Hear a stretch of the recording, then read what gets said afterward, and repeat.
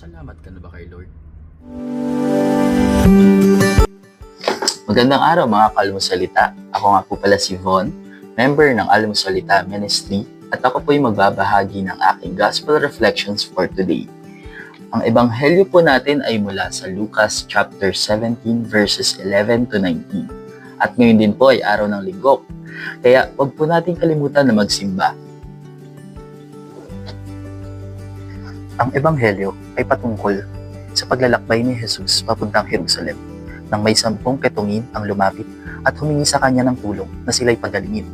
Ngunit matapos silang pagalingin, ay sa 10 yon ay isa lamang ang bumalik upang magpasalamat sa kanya.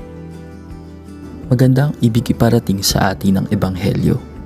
Pagpapasalamat. Gaano ka kadalas magpasalamat kay Lord? Sa paggising mo sa umaga, di ba nga may kasabihan nga tayong every gising is a blessing.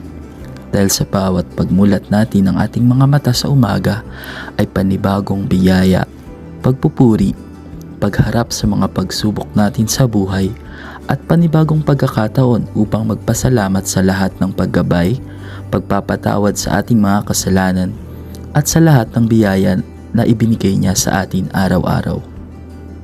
Gaano man ito kaliit o kalaki, gaano man ito kababaw o kalalim.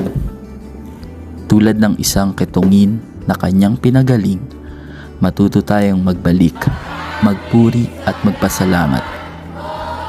Amen.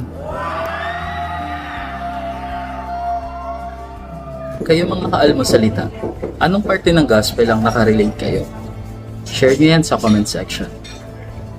At kung nagustuhan niyo ang reflection bites na ito, pass it on. Gawin nating viral ang salita ng Diyos. Gaya ng laging sinasabi ni Father Luciano, let's make the Word of God viral. Hindi lamang sa almusalita, kundi pati na rin sa almugawa. Bye-bye!